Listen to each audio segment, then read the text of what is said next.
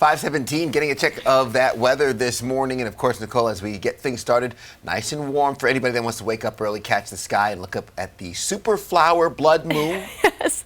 I know these names, right? Yes, like, califragilistic moon. Expialidocious. It's really, this one I believe is named for the fact that, first of all, the flowers are blooming. It's springtime. It's a springtime full moon. But also that blood moon color really just comes from the particles in the atmosphere and the reflected rays on that moon's surface. So what we are looking at now is a slow change from a perfectly crisp white moon, and you'll start to see it take on more of a coppery color over the next couple hours. It's a beautiful sight, though, under our clear sky here locally, so you can get out and enjoy it.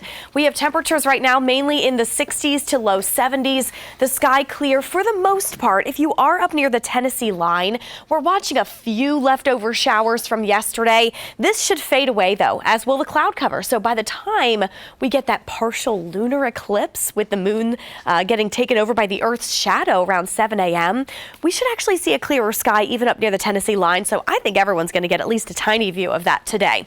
High pressure still dominates the southeast, but it's beginning to break down and push off to the east. So that's where this influence of isolated rain starts to come up. Eventually, once that high really breaks down, more of this rain from the middle of the country will make its way into our area over the next few days. So today it's very minimal. Look at that. Mostly a couple showers in the mountains, a sprinkle or two in the upstate. Tomorrow's basically a repeat again.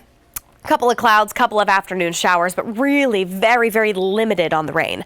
Once that high really breaks down and we get the cold front to come in, Friday's forecast calls for a lot more scattered rain, possibly even some stronger thunderstorms. We're not really in a big severe threat for Friday, which is great news, but we can't rule out some isolated damaging wind. So after a week plus of mainly dry weather, Friday's going to feel fairly active as it goes up to about a 40% chance for rain in the upstate, 50% for the mountains. Luckily, it does dry out in time for your holiday weekend, and that's going to help to cool it down as well. Right now, dew points are in the 60s. Anytime the dew point gets up to that 60-degree mark or above, we really start to feel that humidity. We are well into that fairly humid to almost steamy air outside. That should change over the weekend as well. So today, still hot and humid and a little bit breezy with a high of 92 degrees. North Carolina, 86 today with isolated afternoon rain. But as far as we're concerned today, rating your day, it's just like the last few days, right back up to an 8 out of 10 on your sky meter.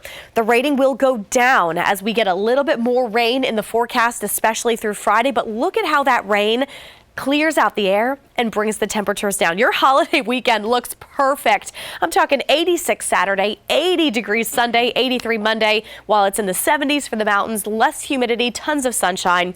Couldn't ask for a better 3-day weekend.